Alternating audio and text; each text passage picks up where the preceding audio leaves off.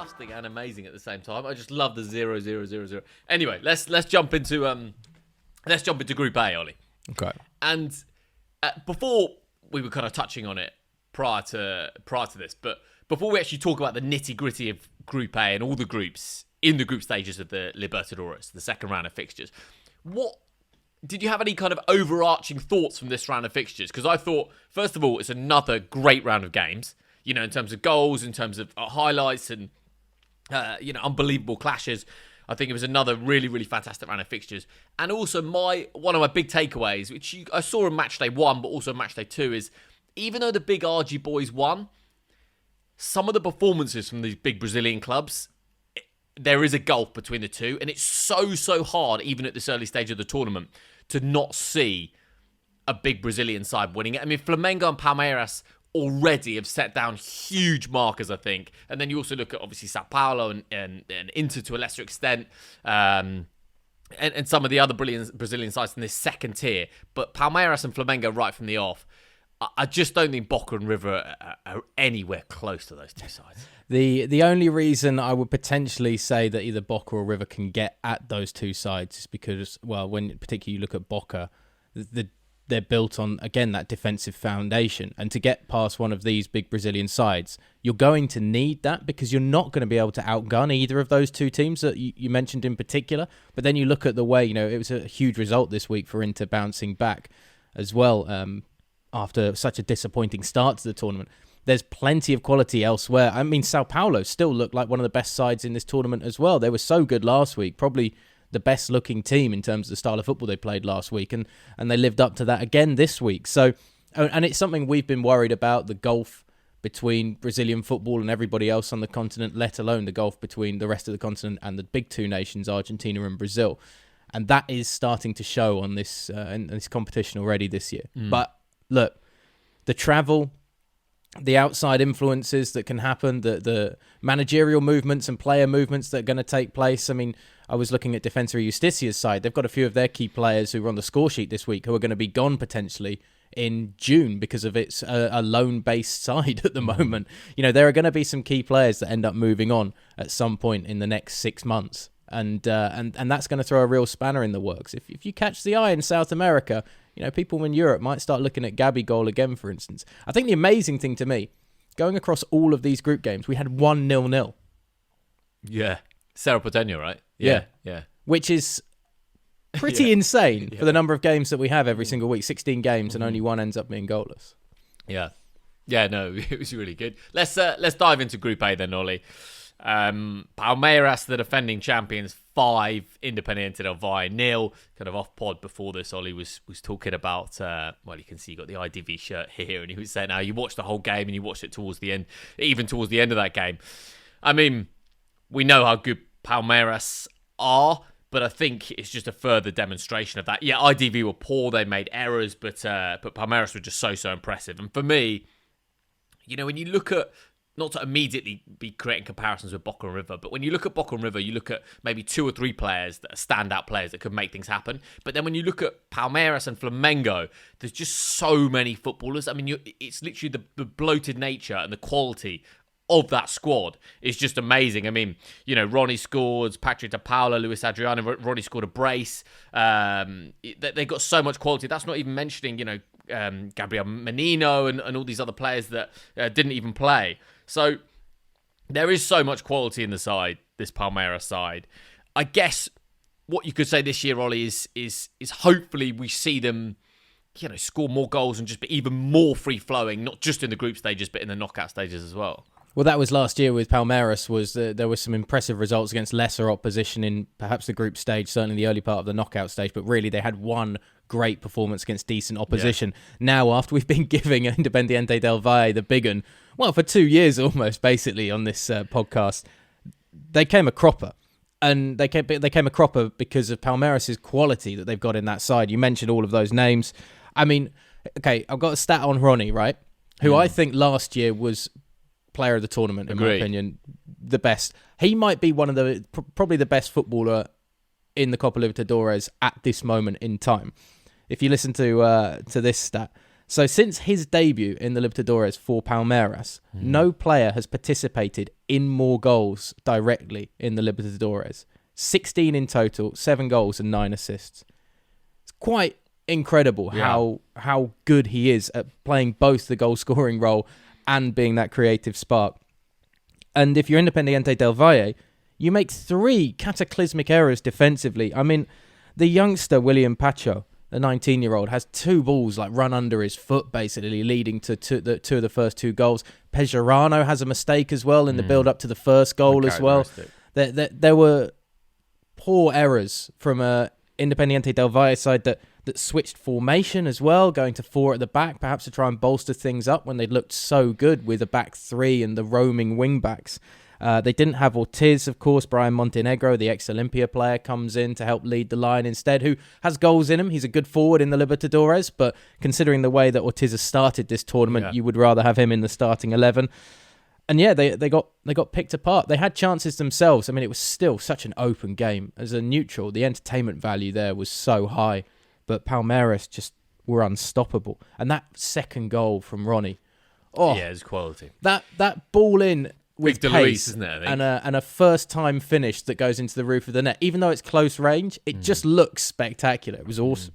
Yeah, and I thought, Victor Luis and Marcus Rocha just providing the width and kind of feeding it in, and Ronnie playing slightly more centrally. When you say Ronnie, you go give those stats about Ronnie, and obviously, incredible in terms of assists last year and a couple of goals in this one.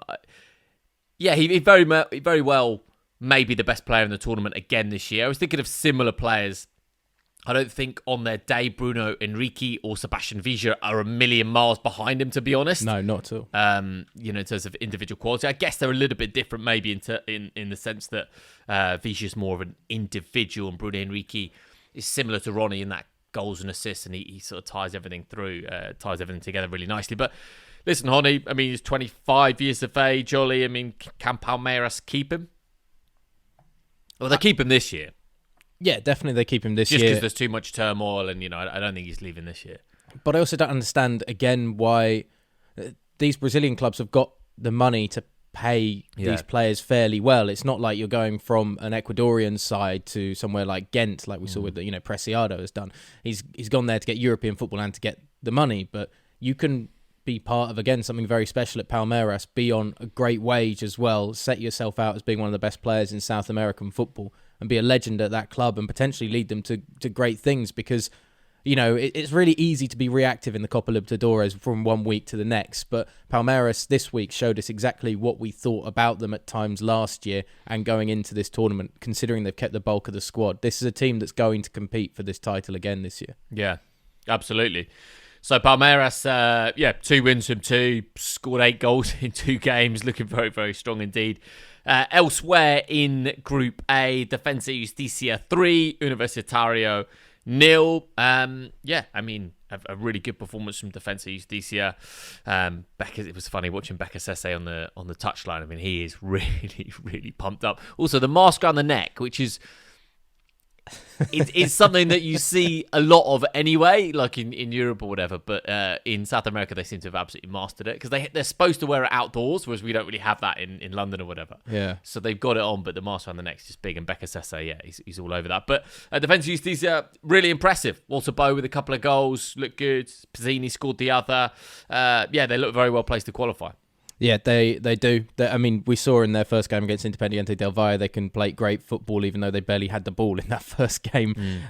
But we saw it last year as well. I mean, Walter Bow was a key player in their push towards the Sudamericana final last year, as was Pizzini. Both of them, though, on loan.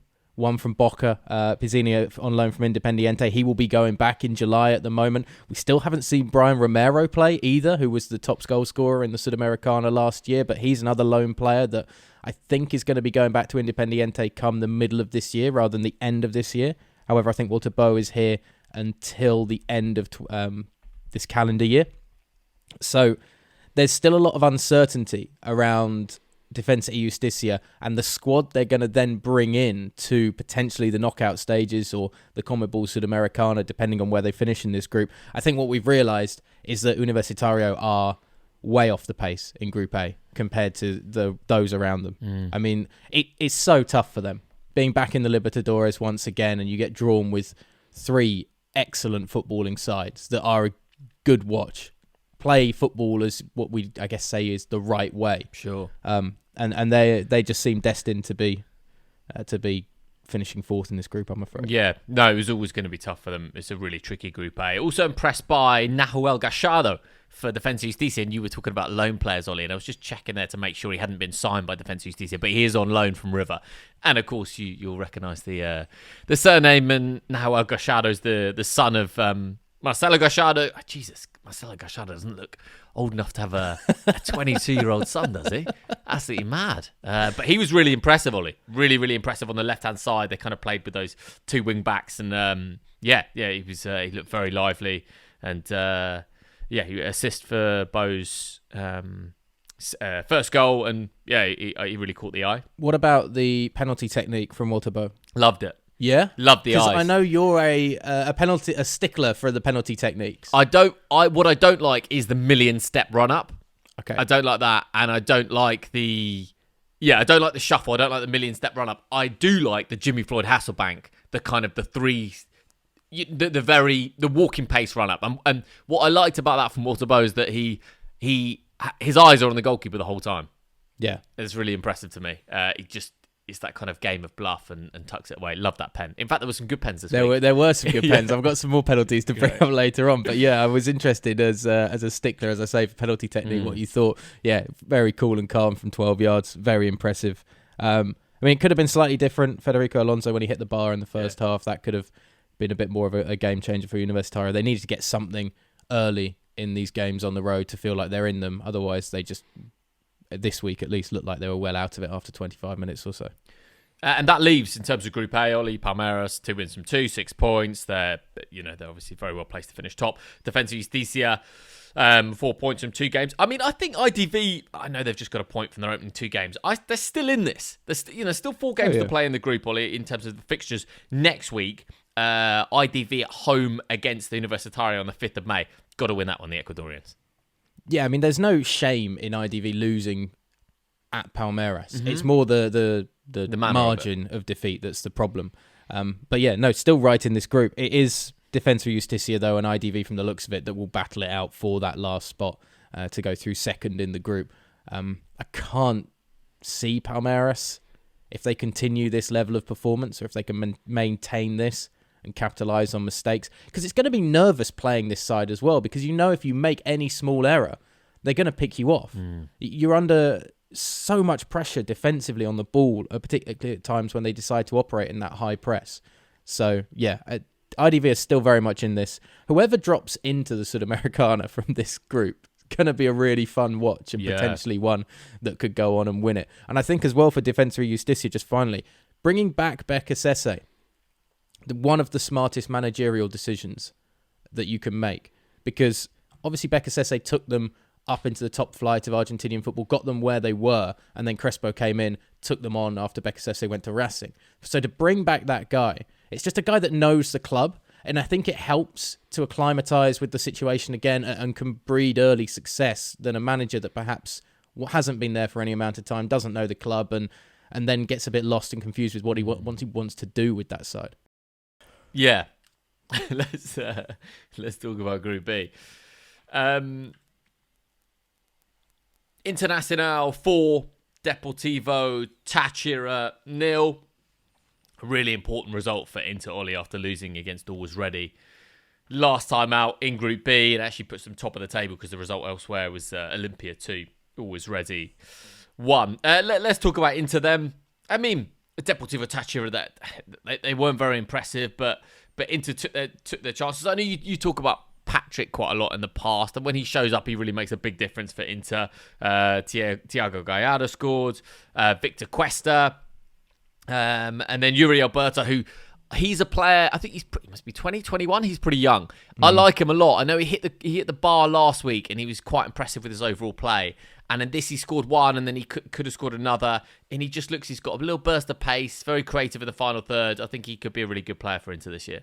Yeah, I question his decision making. Obviously, after he left Santos midway through the year when the COVID situation hit, and then played against Boca, I think last year for Inter in the Libertadores, and backed the wrong horse, shall we say, last season. But no, it looks a really bright young prospect. They need a bit of life in this side because it can't all come from Patrick as a box-to-box midfielder. Playing him out of position this week, but he still made a great impact. I think you can tell they're playing Patrick out of position because when he eventually gets his goal, on the initial break, he's waiting inside the area for a good 30 seconds just for that square ball that never comes. And it's fortuitous that it falls to him at his feet off a couple of rebounds that he then tucks it away. And I just wonder if that's a case of we don't actually trust you in this left wing role than we would say, Lisandro Lopez when he was... not Lisandro Lopez... Lopez, the Uruguayan they had a couple of seasons ago, for instance, who made a great impression whenever he came off the bench and injected some life into their side. But he wants to play Miguel Angel Ramirez, Mauricio, in the heart of the pitch, the 19-year-old, who I haven't seen much of. But it seems a very interesting player that he will kind of shoehorn other people around to fit into the side. Okay. It seems quite ballsy. Obviously, he knows how good youngsters can produce on this level with what he did with Independiente del Valle and the Sudamericana with a young side. But it does seem odd. It's a great result for them. It's a result they needed, and it's a result and a performance that you would expect from them as a bounce-back performance against a poor Táchira side. But I still have some questions just about Inter at the moment, and it doesn't pave over all of the cracks in this side just yet.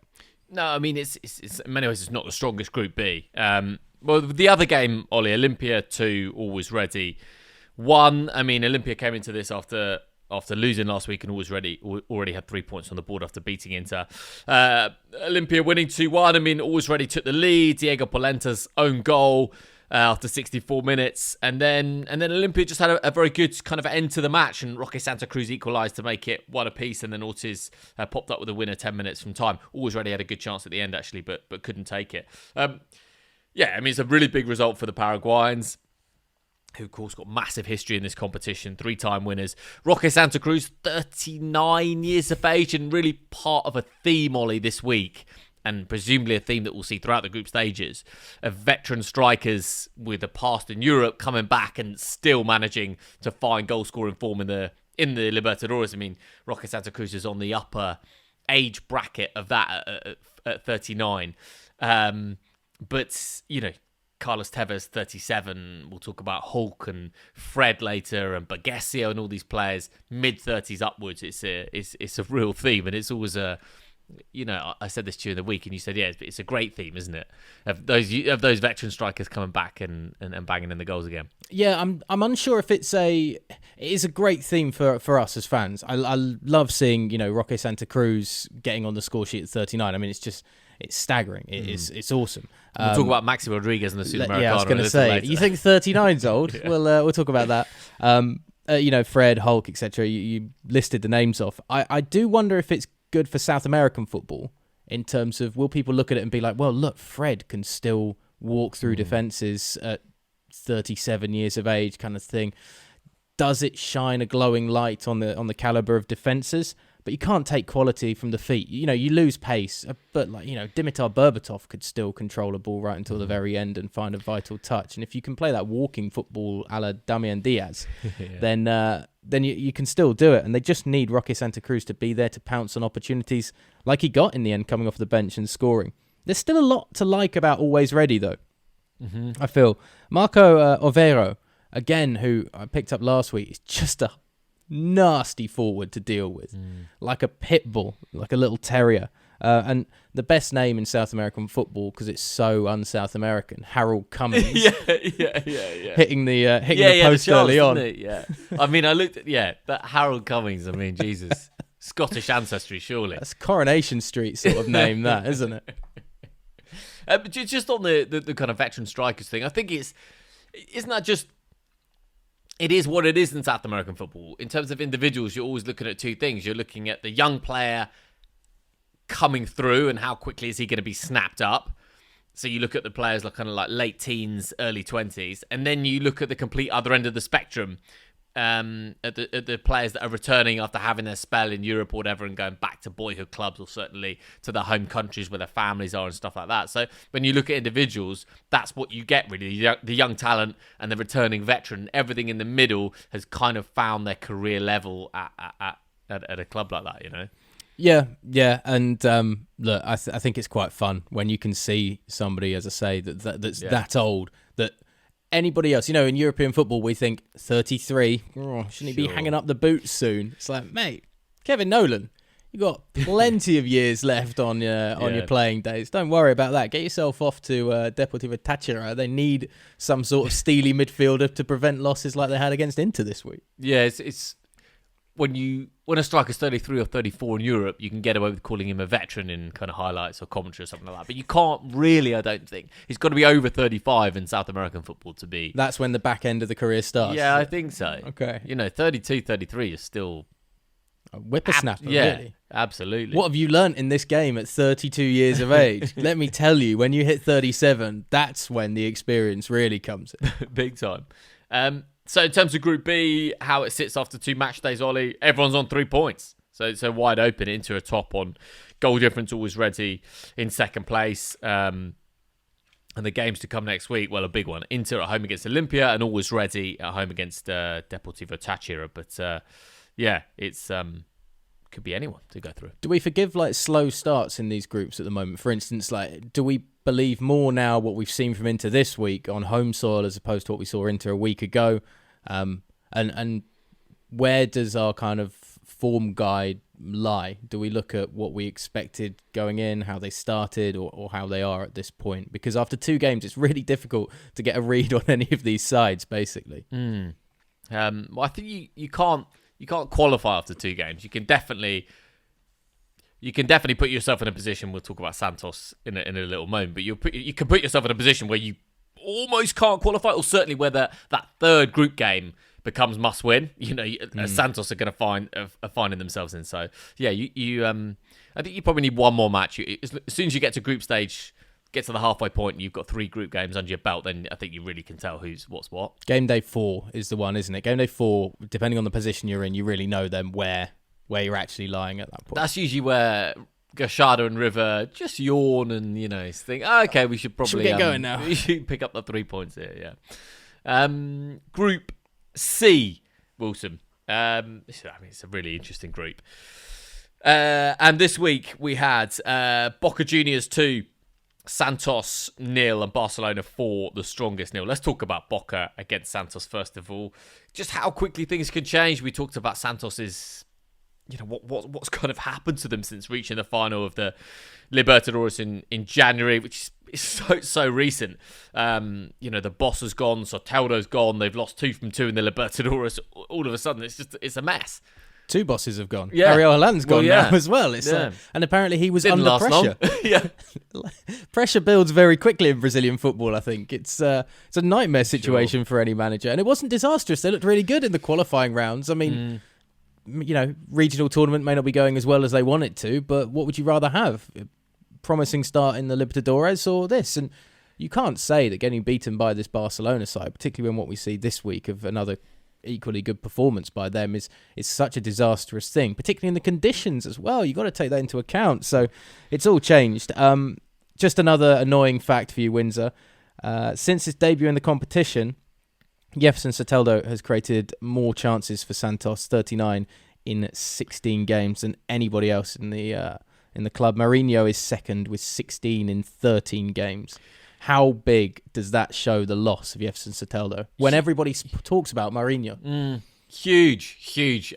we cried about it last week, but yeah, it's a huge loss for Santos. It's a huge loss for the competition, and for me, Ollie, Mourinho, he's not as good as Soteldo. And I thought it was really interesting how Mourinho was really quiet in this one. I saw Gonzalo Sandes started for Boca, young player. I don't know. I'm pretty sure it's his first start in the Libertadores, or very close to his first start. And he just kept, from what I could see anyway, from the highlights. I mean, Mourinho just couldn't get through him. And when you contrast that with how Santos cut Boca apart in the second leg of that semi-final last year, I thought it was very impressive. I know the guys on Boca and English podcast were talking about it a bit, about how Sanders neutralised Marino, and it was really apparent from watching the highlights that they neutralised that threat. And then you're relying on Marcus Leonardo, a teenager. Caio Jorge came off the bench, didn't really do much.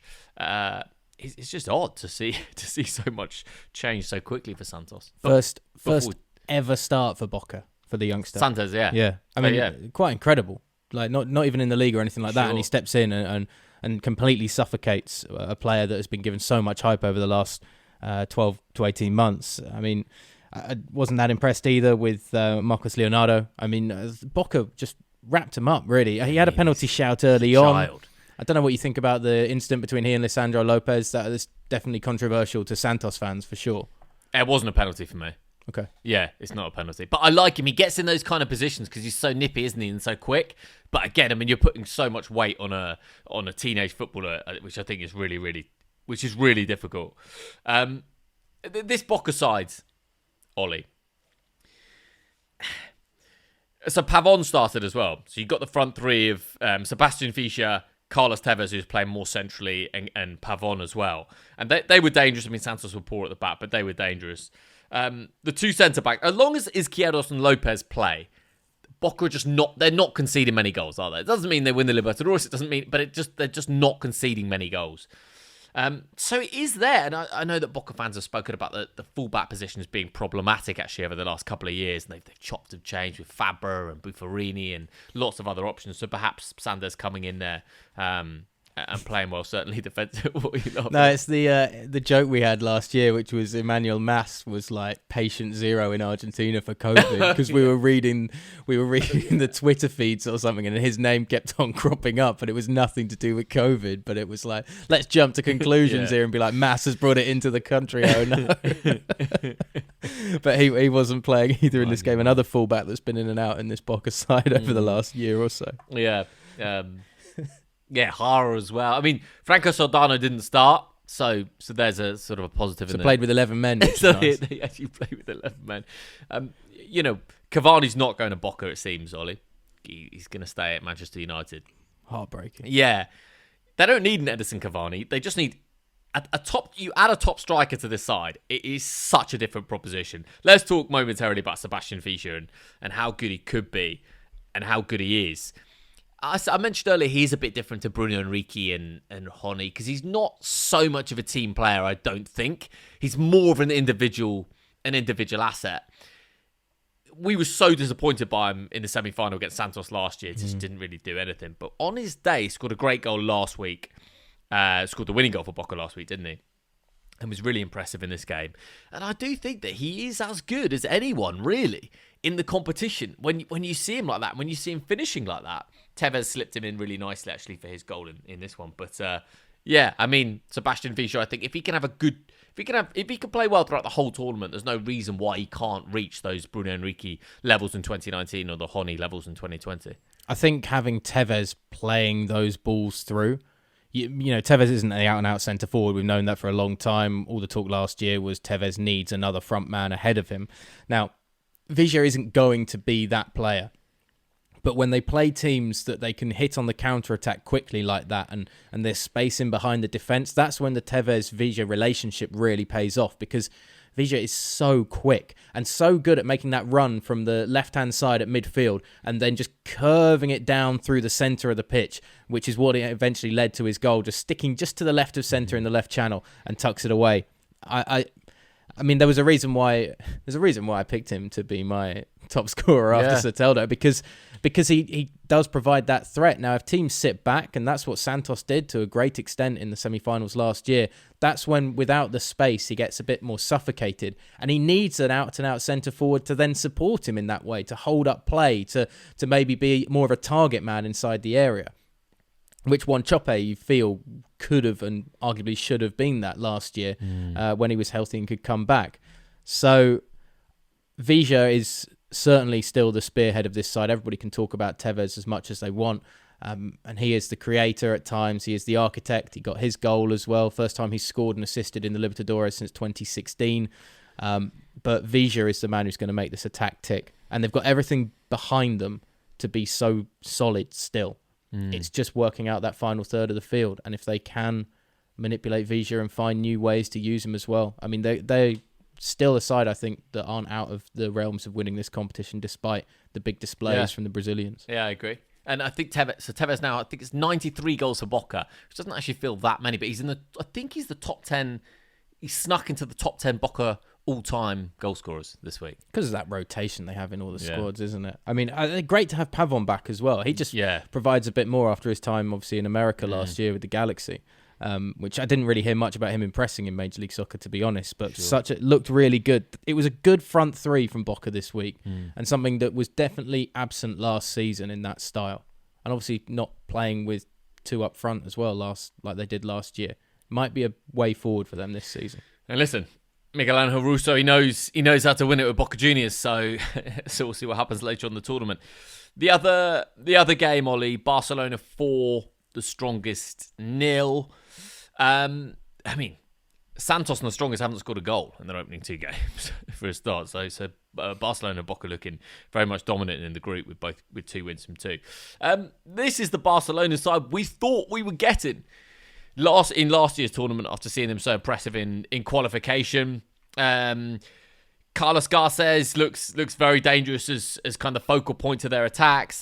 Pineda, it was a deflected goal, but he loves to get forward from the back, scored their second goal in they scored all 4 goals in the second half, did Barcelona, so it's a really impressive second half performance. Leandro Martinez, who was perhaps the Martinez that got overlooked a bit in their run through qualification last year, he's a really good player. Damian Diaz pulling all the strings. And and then winning 4-0. I mean, another great result for Barcelona after beating Santos last week. Yeah, they had a nice little love-in on Damian Diaz on one of the stats websites, saying that he had 8 passes that created clear-cut chances, making him the most impressive assist man of the week in the Copa Libertadores. What I do know is that I have footage of Damian Diaz running. Yeah. So maybe, that's what takes Barcelona to the next level, is when he puts a pace in. They bag 4 goals on home soil against the strongest. But I think you're... I know exactly the moment you're referring to. I can't remember whether it was the kind of second assist for Garces' goal right after half-time, but I know he's on the right-hand side, isn't it? And he just breaks into drills that run. It into the near post. Yep. Yeah, there's a nice bit of sprint. I loved Leandro Martinez's slotted finish. You think he's going to pull the trigger, and really good. Passes it firmly into the far bottom corner at quite a difficult angle as well. It's a very experienced finish from he. Carlos Garces, as you say, looked awesome. Byron Castillo as well. I mean, this kid on the right flank is just...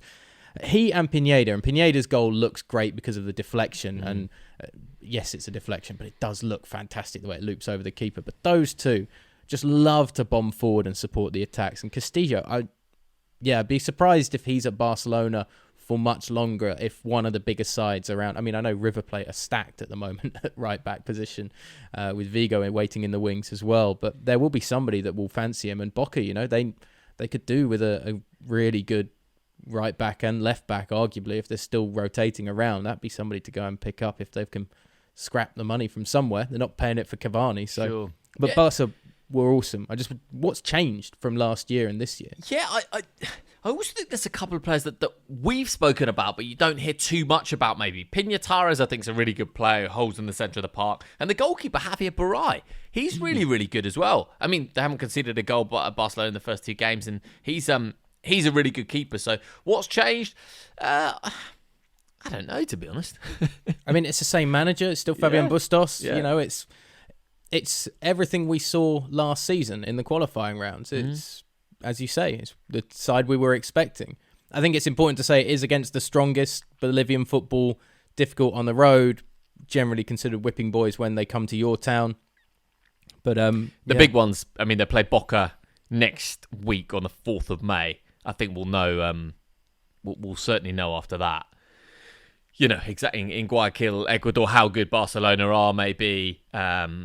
Maybe Boca as well might rest a few, might chop and change with the league in mind. So yeah, I think we'll know after that one just where we are. I don't think Santos are out of this group yet. I think that they play the strongest next. I think if they win and Barcelona drop points against Boca, I don't think they're out.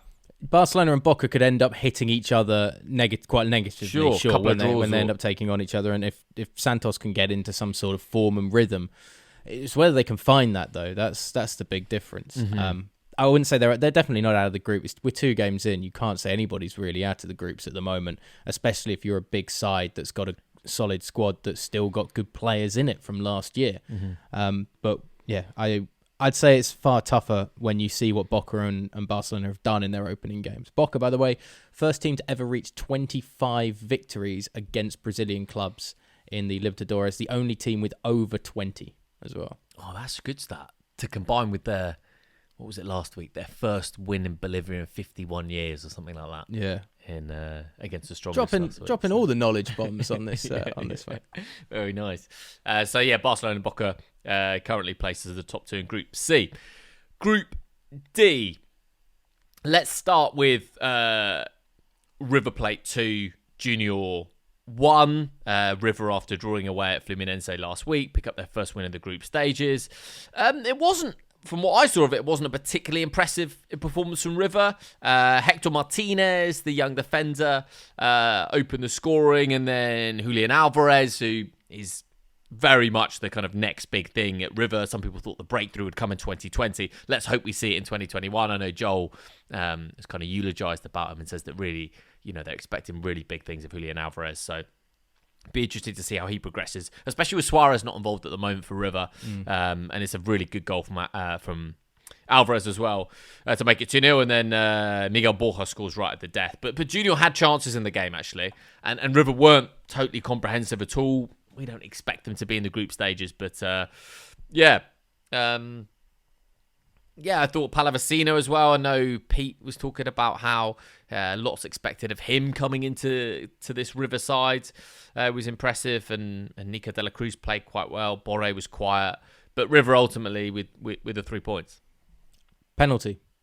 Junior denied a stonewall penalty to me in this. And it's cruel because Hector Martinez is the offender who pulls back on Miguel Borja as the ball's coming across the top of the 18-yard box. I mean, it's a clear tug on the arm that slows down a forward from being able to latch onto a cross. There's no way I can understand how that's been missed. And then Martinez goes up the other end of the field and ends up opening the scoring for River.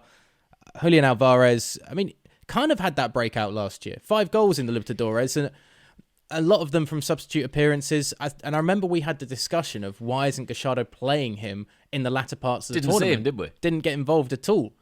But he's started the first 2 games alongside Borre and has impressed more than Borre. So he's earning his place in this competition in the starting 11 in the Libertadores at the moment, and he's an important figure already, I think, as well, the 21-year-old.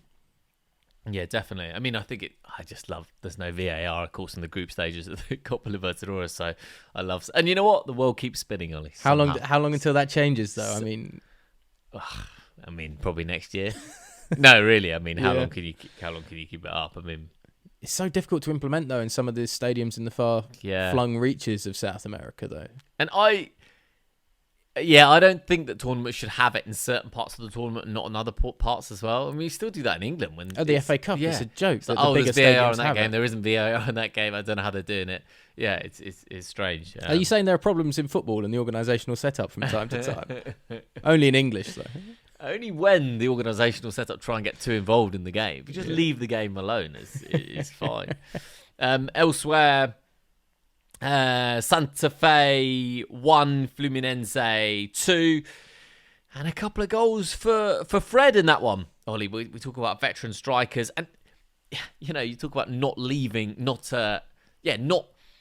that goal-scoring instinct never being eroded. Very much the case with a few of the strikers this week, I thought. Some fantastic finishes. And Fred, absolutely no exception. Actually, Fred is still, he still looks really, really sharp. He, in Europe, he played so well for Lyon, didn't he? Won numerous titles with them. Of course, was part of the Brazilian national setup. And, I mean, he looks really good still. Really awesome first touch for his opening goal on the edge of the box. It's that definition of a striker's touch to get it out of his feet when it's right underneath him, and he does it so well, so perfectly, that sets him up for his first.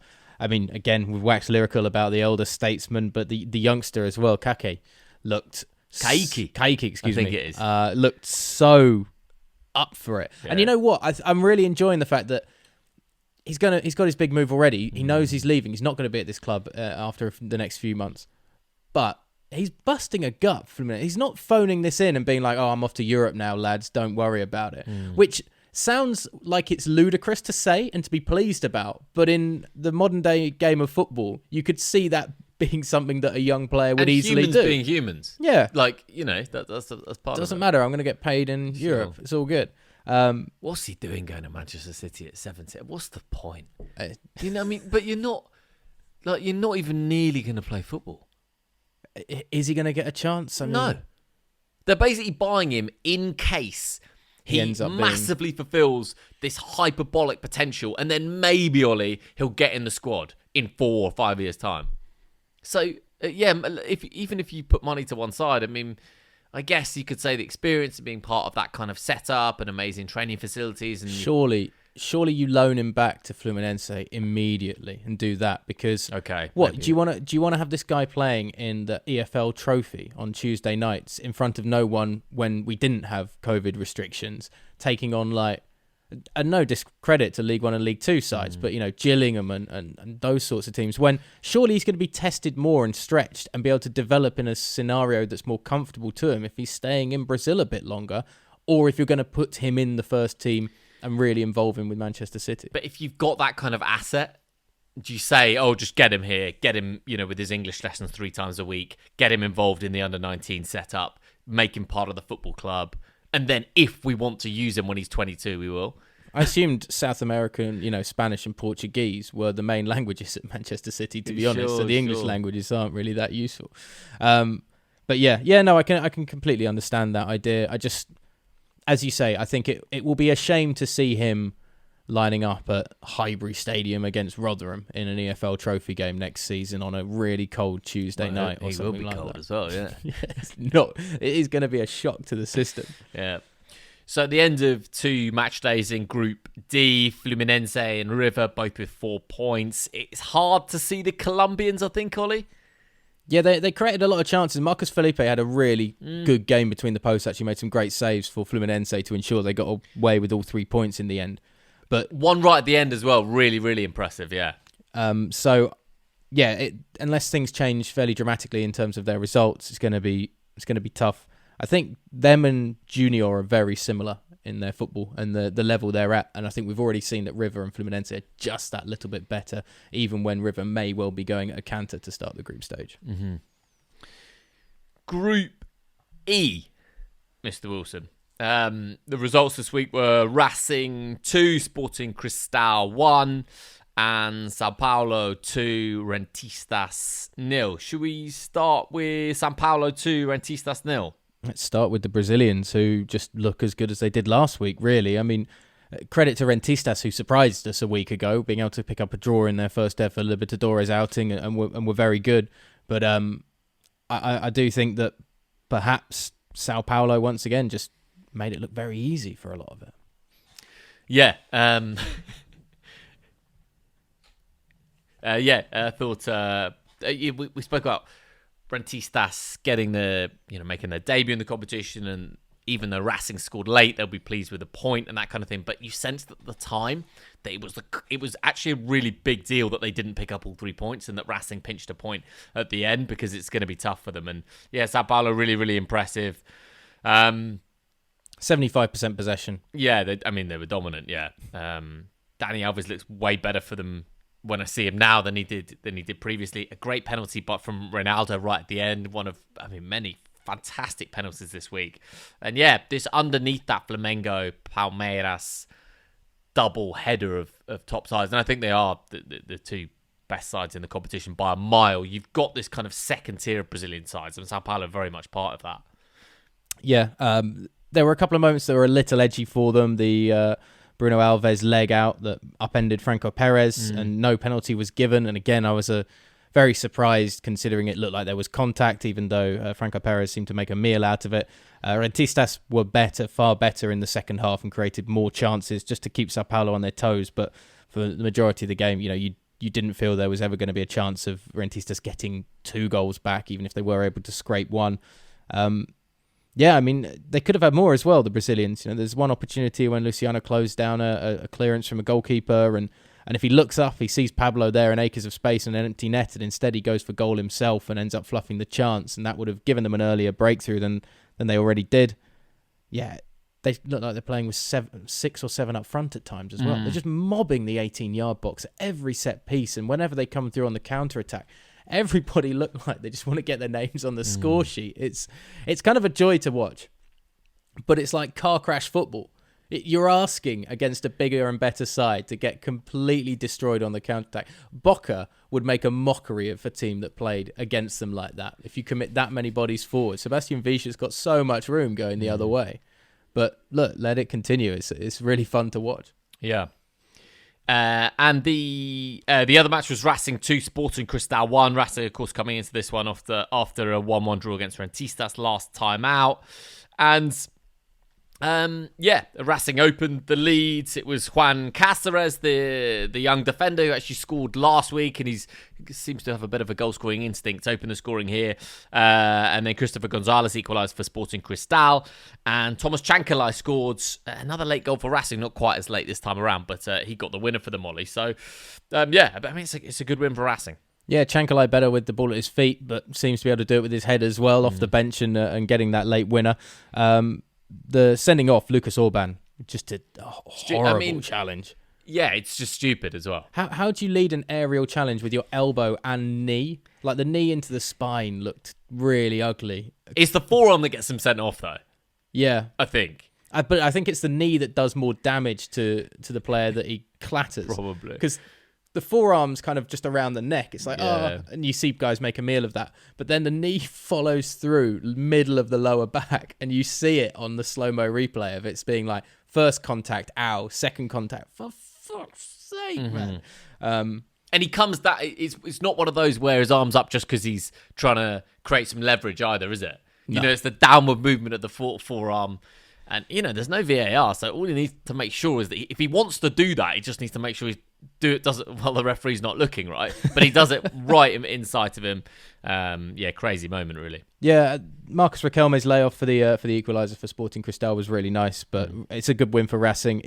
It's probably not as impressive as they would hope, but they will always argue that, you know, early in the second half, down to 10 men, to come away with 3 points is exactly what you want from that in the end. So it's a positive result on home soil. It highlights again the gulf perhaps that Sporting Cristal have with the two best sides in this group.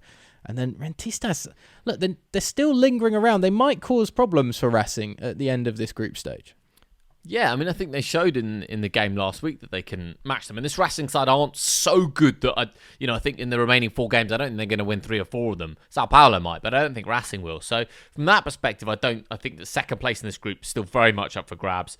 And you know, Racing face home against Sao Paulo in Buenos Aires next time out, and Rentistas home against Sporting Cristal. And if Rentistas could, you know, at home pick up a win in that one, I think Racing will drop points against Sao Paulo. So then, you know, it'd be great to see the debutants sort of take this group right to the last game or two, wouldn't it? You want to see them at least pick up a win, you know. And I want to see the Uruguayans do well as well.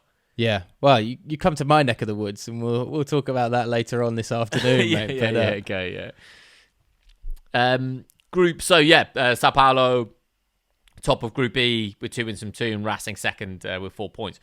Group F, Ollie, but perhaps the kind of group that, well, one of the weakest groups, I'd say, out of the set.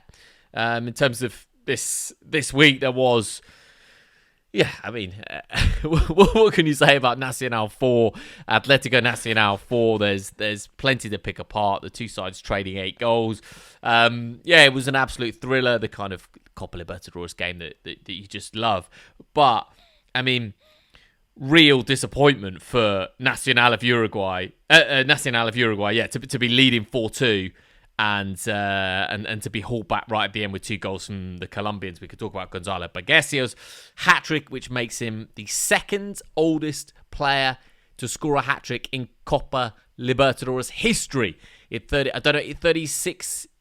36 years of age, something like 9 months and something days. But he's the second oldest player to score a hat-trick in Copa Libertadores history. Strong. And the first since 2003 to score a hat-trick for a Uruguayan side in the competition. Ooh, that's really good. Yeah, the Martin Liguera of Phoenix in 2003 was the last player for a Uruguayan team to bag 3 in a game. But yeah, Nacional would be gutted to have ended up not coming away with the victory in this. I mean, credit to Atletico Nacional going down and salvaging themselves from almost complete despair late on with some impressive goals. But Borgesio was just awesome. It's such a hat-trick, isn't it? Yeah.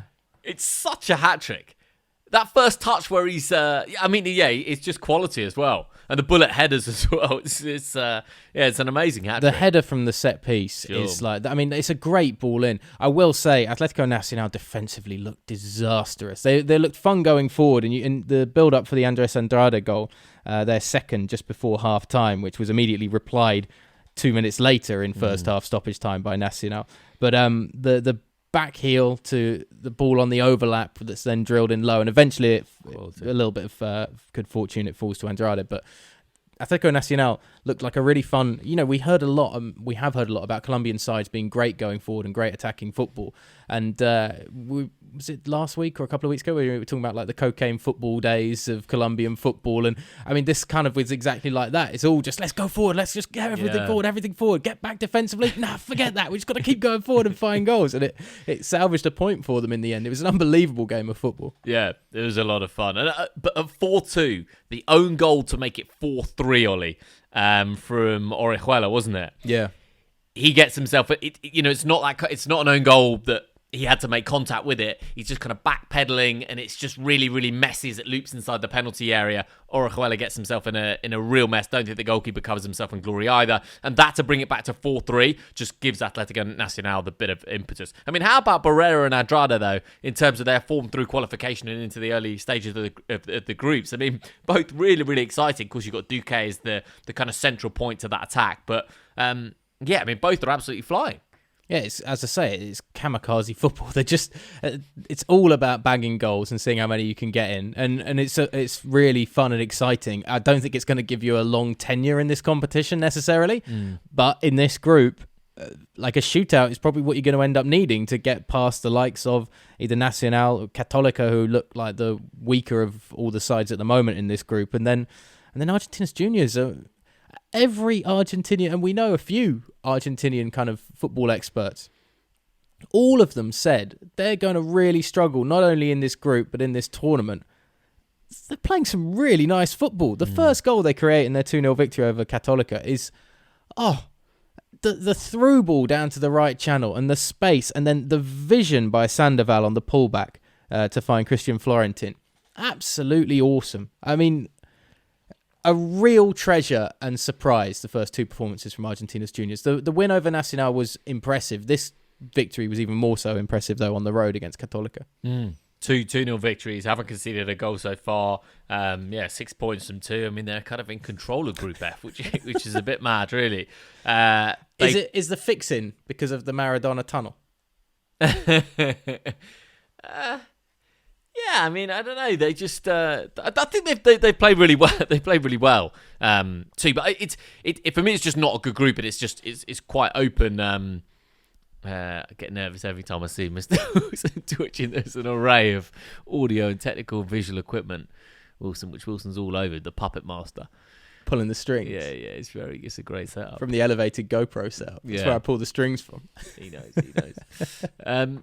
Two games played in Group F. Argentina's juniors, top of the bar with 6 points, 2 wins from 2. And next up, on the 6th of May, they travel to Atlético Nacional, be a big challenge for them, and Universidad Católica. Gus Poyet's Universidad Católica, home against Nacional of Uruguay. Group G. Wilson. Let's start with, two good contests. Let's start with Flamengo 4, Unión La Calera 1. Unión La Calera was somehow convinced that it was a good idea to play so high up the pitch. They were basically at the halfway line, which is okay, that's interesting. That's a different tactical debate. But Flamengo are a very good side anyway, and you don't want to hand them the opportunity to look even better than they actually are. And if Bruno Henrique, Georgian de Arrascaeta and Gabi Gol are going to be given that much grass to move around into, then they're going to be clinical. They're going to score a lot of goals. They scored 4, could have scored way more. Gabi Gol. Let's talk about the specifics in a minute. I just want to say something about Gabi Gol Barbosa, and that is when we talk about the veterans this week, Ollie, that have been banging in the goals, Fred, Hulk, Tevez, Bagesio, I'm sure I'm missing another couple. These veteran strikers that have gone to Europe, been successful, come back, now they're banging in goals again in the Copa Libertadores. That's fine. There's kind of a sidebar to that in that they're quite old and doing it. But Gabi Gol is a 24-year-old goal-scoring machine, and he should be playing in Europe. I know he lives in Rio. I know Flamengo are giving him a big wage. I know he's had great success with Flamengo and will continue to do so over the next couple of years. And he's loved there by the fans and all of this. But these are the years really for Gabi Gol. And he should be playing in Europe. And I don't say that about every player. I don't think Soteldo should have moved to Toronto, for example. I think he should have stayed in South America. But I do think that Gabi Gol could bang in goals for almost any club in Europe. And I'm surprised he's still there. So the thing with Gabi Gol is he has every quality to be a great centre forward in a situation that works for him like it does at Flamengo. But is the attitude there? It's something that's been discussed about him when he was so lackluster in European football. The moment he came back to Brazilian football, it wasn't a case of does he have the ability? It was always the case of is the mentality going to show that he can produce at Flamengo? And he did, pretty much from the get-go, because they made sure that he was the star. He loves being the star. Every good centre-forward has that ego on him. You've seen it in the greats in European football all down the years. Even those that you don't necessarily think would have that. Ruud van Nistelrooy, relatively quiet, but he had that ego massively when you hear him talk about how he wanted the ball at his feet all the time, how he wanted to play, how he wanted to be the star man. So for Gabi Gol in Brazil, it's not about the talent, it's about the situation working well for him.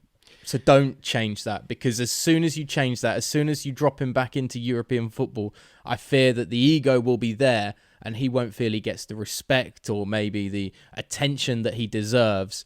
And that leads then to potential negative spirals, poor performances. But is that not giving Gabi Gol, and neither Ollie nor myself know Gabriel Barbosa on a personal level, but are we not giving him... You wouldn't think that from how I've just described his whole character. And we live pretty similar lives, considering, we sat here and he's yeah. Have I pointed you to the wide shot, by the way, when you see the full place? He's probably, in a penthouse overlooking the Copacabana, and we're not quite there. But I think that's not giving any kind of space for individual development as a man. So when he went to Europe, when he went to Inter in 2016, so what's that, 5 years ago? Yeah, he's a very young So he's man. a teenager then, right? It didn't work out for him. I know he had a brief loan spell. I'm looking at his stats now for Benfica, barely played. He scored 1 goal for Inter and then quickly came back to Brazil. So I don't think at 24 years of age now with, he's proved his point in South America. I mean, his moment... His performance and goals and late winner in the final against River in 2019, that's iconic. That's as a striker, if you said, what would you want to do? It's, what's the biggest tournament I can play in? Can I score a last-minute winner in the final? He's done it. He's achieved it, won everything with Flamengo. I just think that... I think it's surprising to me that a European club hasn't, I'm not even going to say take a punt on him, because I think that's almost not fair. It's wrestled him away from It's not a punt if you're a guy that finishes inside the 18-yard box consistently. What do so many teams as well that we see play football in Europe lack?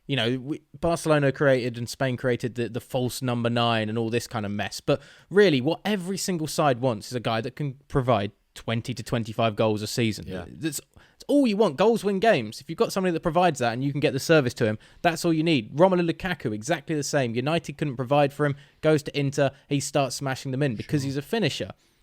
Gabi Gol has that in his locker, there's no doubt. And so, yeah, it's definitely not taking a punt on him.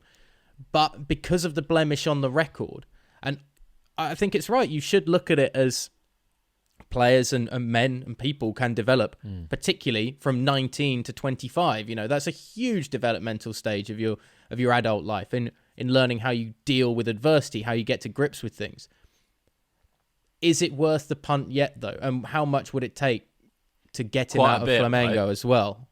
Because Flamengo, they're not a club that desperately needs the money like like so many others on the continent. It's certainly an interesting point. I think, you know, I'm not comparing him to Haaland, for example, at Dortmund.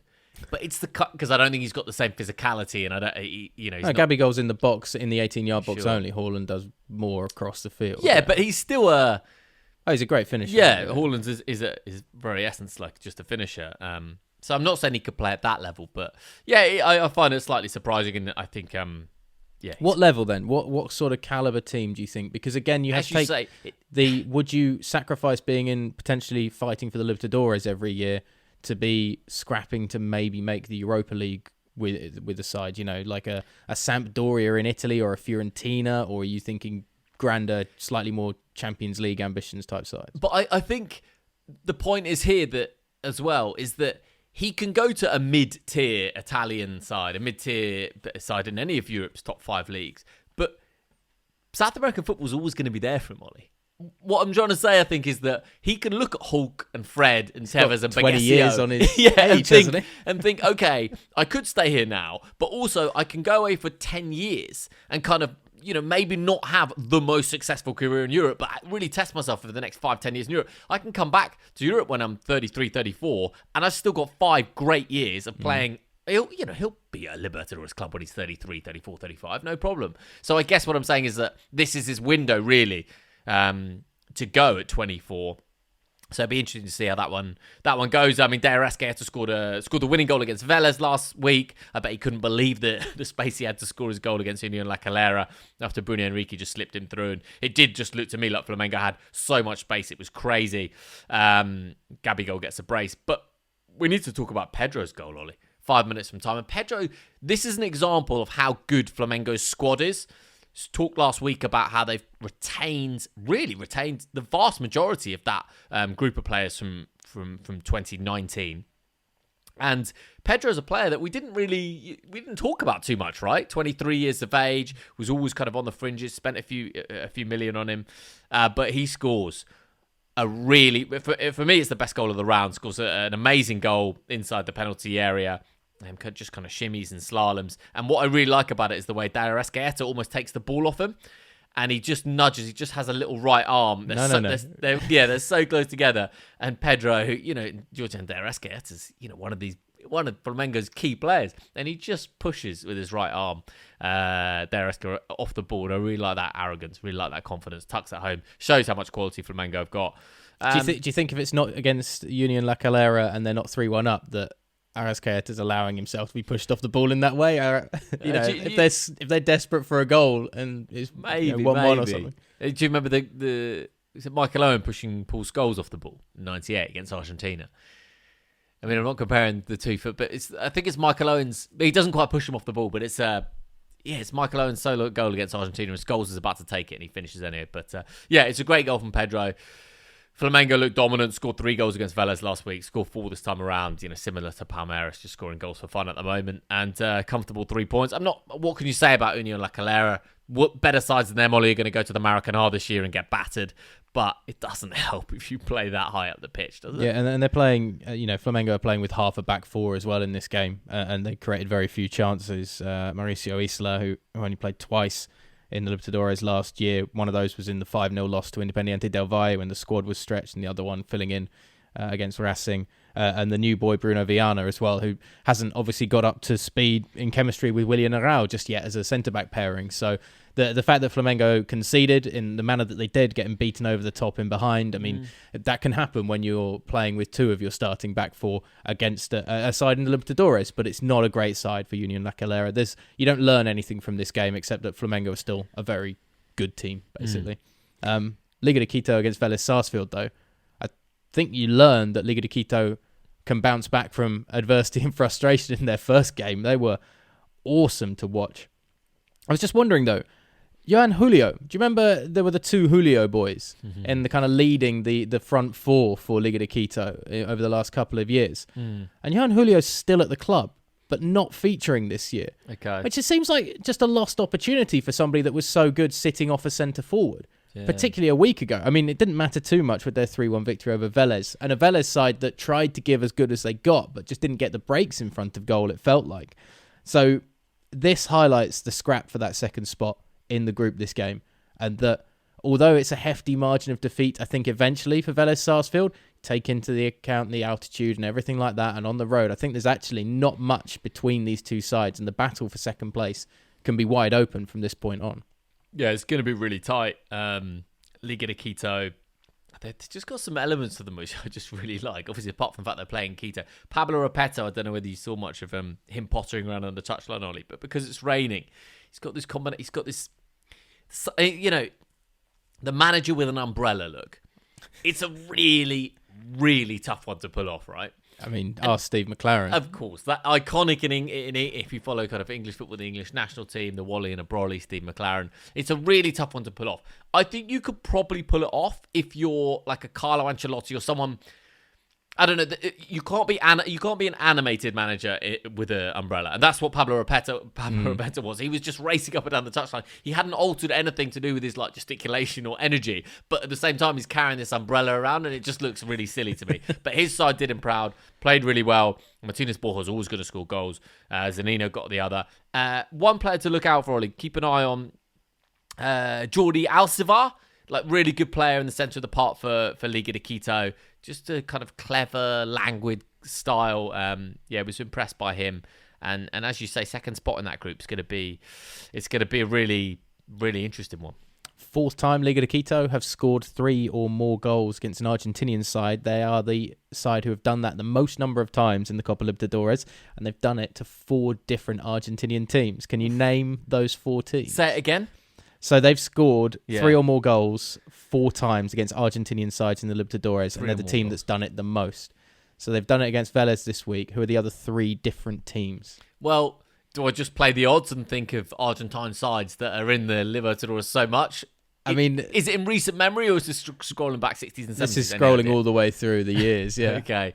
I'm going to say Independiente, the King of Cups, just because they're in it so often. Good shout. Yeah. Good shout. That's one. I mean, the easy thing now is to say Boca and River, but I'm not going to say that. I'm going to say San Lorenzo. No. Huracan? No. Boca and River. One of them's River. The other one is Arsenal. Okay. I just wanted to put that in for Arsenal fans, basically. Yeah, very nice, very nice. So Flamengo cruising, Ollie. 2 wins from 2 in the group. Liga de Quito sat second. Be interesting to see how it plays out next time. Christian Martinez's header, by the way, for the first goal for Liga de Quito, and the form of the Colombian in the last few months. 24 goals last year in the league. Started this tournament really brightly now. Was very impressive as the front man and could build a forward line around him for Liga de Quito. Yeah, it looks good. And when we're trying to find reasons outside of the Argentine and Brazilian clubs, Ollie, we've kind of been pushing it the last couple of years, and as it keeps going, we get a little bit more desperate of what you can find outside these big Brazilian Argentine clubs of the side that could go deep. I guess Liga de Quito got to be pretty high up on that list. They're one that are kind of consistently there in the last couple of years in the knockout stages, and one that you feel with the advantage of the home field and the quality and pace that they can play with. They're a team that quarterfinalists is not out of the realms of possibility at all. And once you get to that point, it's a cliche. It's 2 games over 2 legs. Anything can happen. So no reason why they won't be making the knockout stage. But this Vélez side is fun to watch. They created a lot of chances and just screwed up their opportunities. There was one early on for Juan Lucero that he drags wide of the target rather than testing the keeper properly. And you just again feel that there are missed opportunities for Pellegrino's side.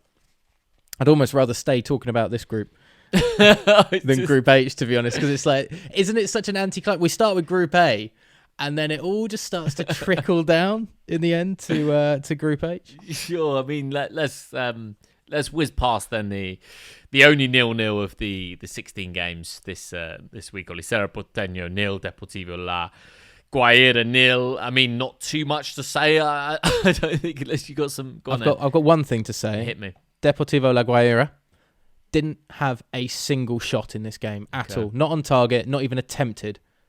You either give them credit for a 0-0 draw that they quite clearly were desperate for on the road, or you say it's a frustrating team to have in this tournament when we've had so many exciting performances, even from some of the lesser sides as well. For Cerro Porteño, it's kind of embarrassing, I think.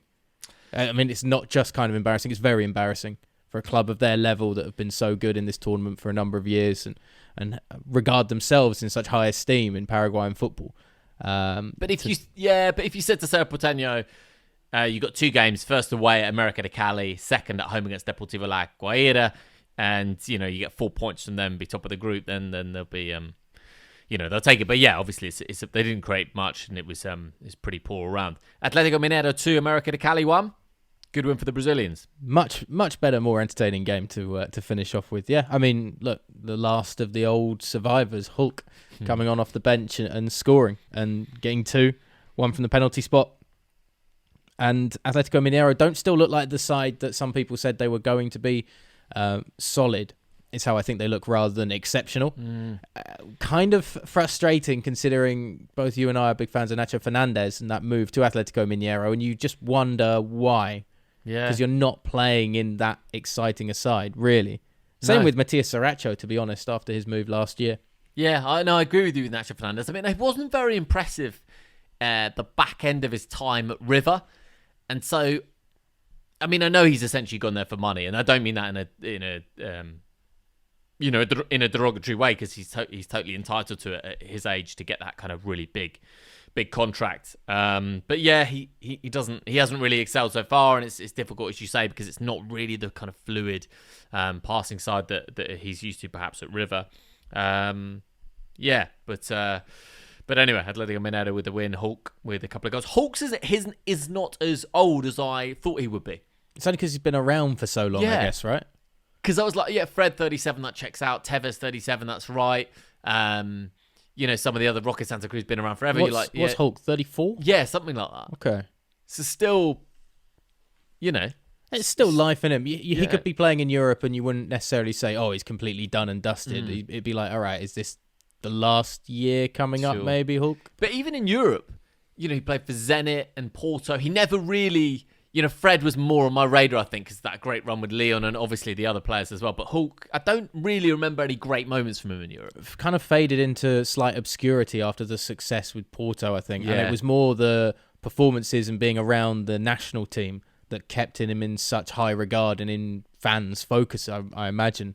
And if you go to Russia Zenit as well, you kind of drop off the radar, don't you? Because Zenit went there and had their big money moment, and then it didn't pan out for them. They didn't become a European juggernaut like they thought they were going to. And Hulk and... God, who was the holding midfielder that also went there? Oh, it's the Belgian lad. Yeah. Witsel. Axel Witsel, yeah. He went there as well to try and kind of start that process of getting great young talent across to Zenit, and it didn't really come to fruition in the end. Under AVB as well, wasn't it? Yeah. So... Where's AVB these days? Was in France. Was it the last time I remember him, he was at Marseille, but I'm sure he's got a move since then. Really interesting guy, Andre Villas-Boas. From sort of starting out this is a tangent now. He was always given such a hard run. He was a terrible fit for Chelsea when he went there. But I remember he was director of football for the Faroe Islands at 21. And then he also competed in the Dakar Rally. I mean, really... Obviously, isn't, you go Tottenham, Marseille, and then Dakar Rally. And he's still probably about our age. Ridiculous. Yeah, crazy. I mean, that wraps up the groups then for the second match day 2. In terms of Group H, Cerro Porteño and Atletico Mineiro both on 4 points in the top 2 positions. Of course, the top 2 go through to the knockout phases of the Copa Libertadores.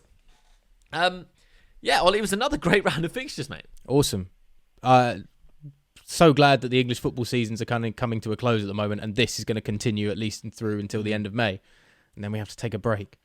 And you kind of don't want to. The foot on the gas at the first 2 weeks has been exceptional, and the standard of football, the entertainment is totally there. I think it just means now work kind of drifting off in the UK a little bit more. It's going to be more late nights in midweek. It's going to be a lot of late. AVB, by the way, resigned in February from Marseille. So. Okay.